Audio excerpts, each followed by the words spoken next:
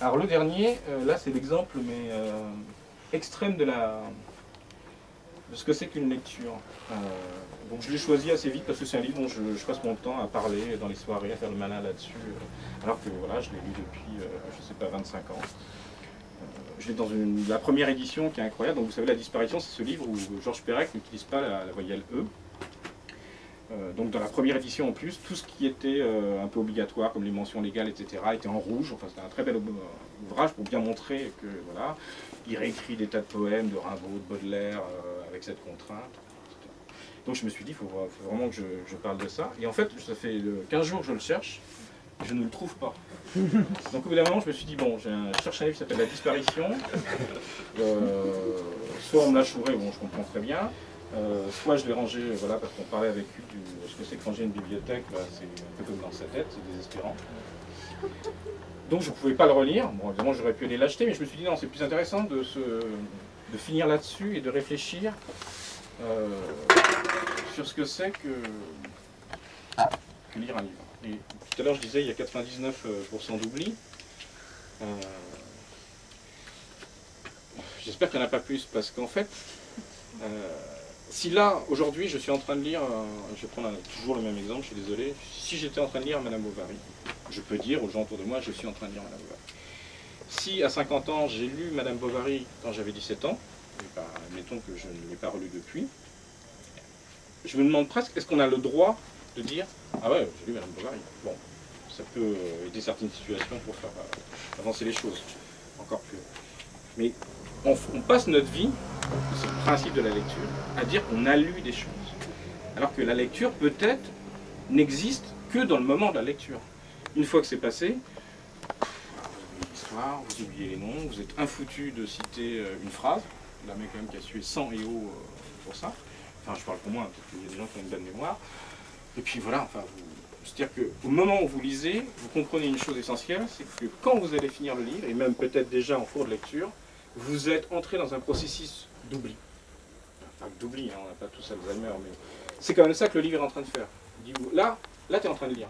Après, ce que je vais faire, c'est que moi, le livre, je vais m'effacer. Alors, je vais rester parce que tu m'auras lu, peut-être tu te rappelleras que tu étais sur un divan, dehors, que tu faisais ça, que tu avais tel âge, etc. Mais en tout cas, je vais disparaître. Et comme je suis super cool, je vais te laisser le droit de dire que tu m'as lu. Voilà. Tu m'as croisé, tu m'as rencontré. Mais on est obligé quand même de reconnaître que la lecture, c'est ça. Au bout d'un moment, c'est on n'a plus lu. Et on ne sait plus. Alors, il y a des choses qu'on peut faire pour pas lire. On peut relire. Mais quand vous relisez, vous faites autre chose. Parce que qu'est-ce que vous faites?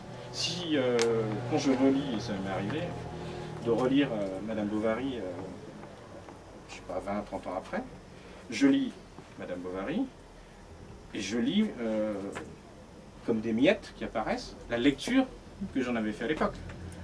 Je lis autre chose. Et donc je lis aussi dans un autre but. Je sais que je relis, encore que des fois on ne sait pas si on relit.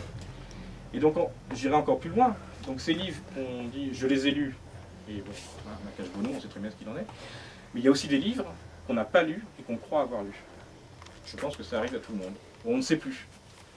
L'autre fois, j'ai retrouvé un cahier où j'avais marqué tous les bouquins que je lisais à une époque, il y a très longtemps. Il y en a quand même énormément que je ne me rappelle plus, etc. C'est-à-dire que si demain je les avais achetés en librairie, a new friend, il n'y avait pas de problème, je ne me rappelais pas, etc. Donc, on n'est même plus capable de dire si on a lu un livre ou pas. Alors, ça peut paraître catastrophique, terrible, et à la fois on se dit, mais c'est ça la lecture. La lecture, c'est que le livre, il vous a dit, non mais tu vas me finir, mais tu peux partir après. Bon, j'aimerais bien que tu me relises, mais bon, sans déconner, là, attends 20 ans, ou bah non, relis-moi tout de suite parce que tu n'as pas compris. Il n'y a pas de règle, hein. Mais oublie-moi. De toute façon, moi je ferai d'autres choses. Et tout ce que fait ce livre, c'est vous pousser vers d'autres livres. Vous expulser définitivement, je ne sais pas, par certaines lectures.